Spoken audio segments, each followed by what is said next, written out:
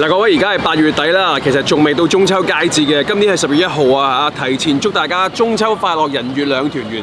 今日咧，我哋又嚟翻吳村啦。點解咧？因為後台已經有好多粉絲喺度問，喂，不成記有冇舊年嗰隻吳村大月餅賣啊？好似好好食咁喎。我哋又問翻啲同事，喂 OK 喎，銷售量都唔錯喎。再一次多謝大家嘅支持先。所以時隔1年之後咧，首先我亦都係心掛掛嗰隻月餅啦嚇，因為太耐冇食啦，因為好甘香可口嘅。然之後咧，亦都要再次過嚟呢一邊監控住，睇下佢哋嘅品質可唔可以 keep 到。然之後咧，再俾大家去購買嘅。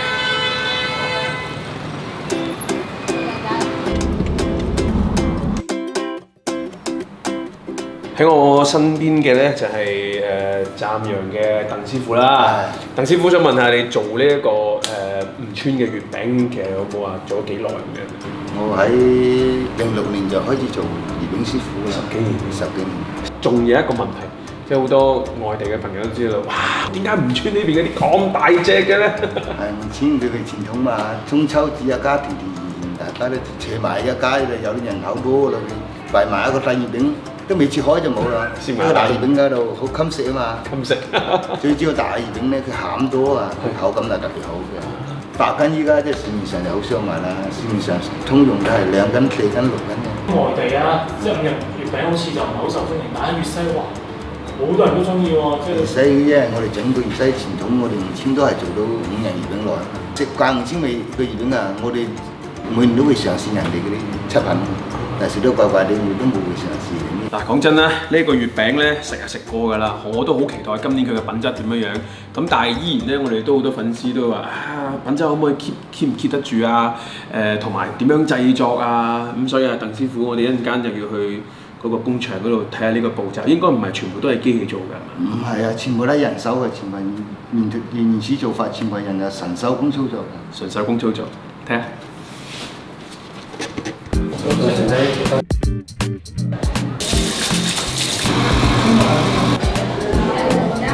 哦，好似又同上一次相比，好似又升級咗。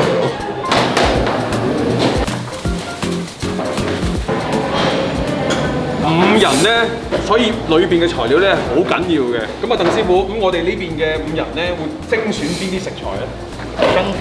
新疆嘅瓜子仁，瓜子仁，呢個把五個不個杏仁個啦，黑芝麻粉藍個黑醋仁。呢個我就知道啦，因為上一年我印象好深刻，增城嘅欖仁，即係每一種仁啦嚇，5仁裏邊都揀唔同地方最優秀嘅呢啲食材。哇！鄧師傅又係熟悉嘅面孔啊，靚嘅金華火腿。啊！要揀幾年嘅呢個年份？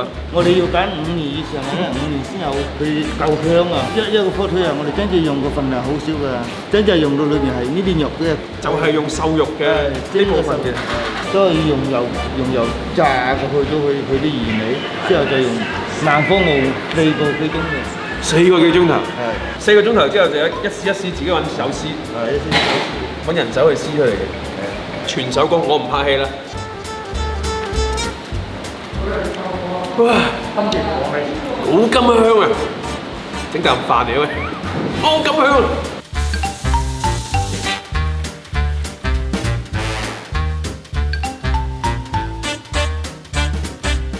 猜餡咧係屬於呢個月餅當中咧一個比較重要嘅環節。首先要揀靚嘅食材啦，然之後咧要勻速，幾個人用嗰啲陰力咧，一嘢就大面積咁樣去整。咁鄧師傅點解要咁樣勻速，唔可以太快咧？勻速佢嗰啲，我哋要把佢哋裏邊嗰啲糖啊，要攪到溶啊！我哋啱啱落咗唔會有個白糖啊，攪勻全佢，把佢攪到溶開啊嘛，搞到佢溶，慢慢先得溶。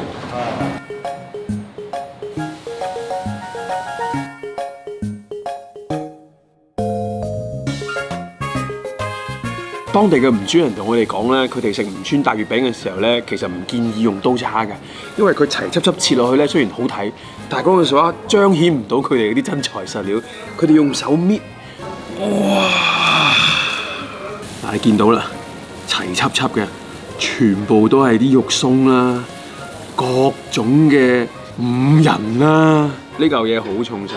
真係講老實話係真材實料嘅呢種嘅狀態，你睇下，一絲一絲嘅，喲，你睇下，咁當地人就會話啦，喂，食呢個吳川月餅應該點食呢？最好嘅方法係點樣呢？因為佢係真空包裝㗎嘛，好安全、好衞生。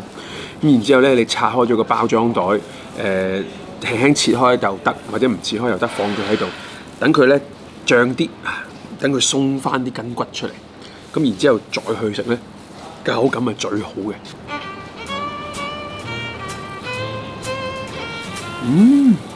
肉鬆喺呢一度。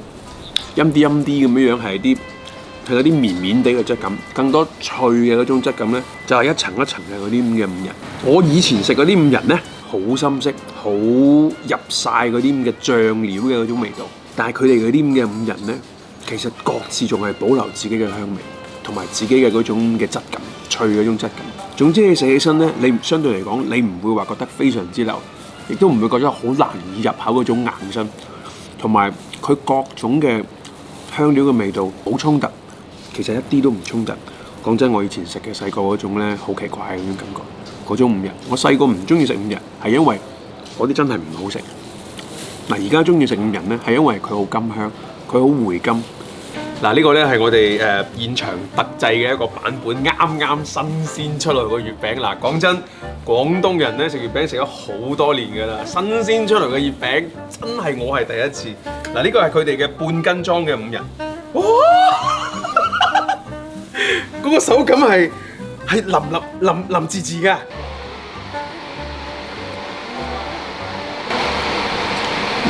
粒粒都係完整嘅，我哋啱點樣猜，佢就係咁樣㗎啦。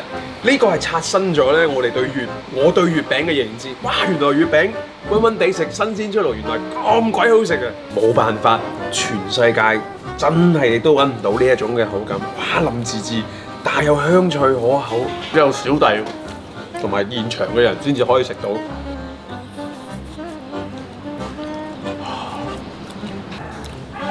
嚟咗啦！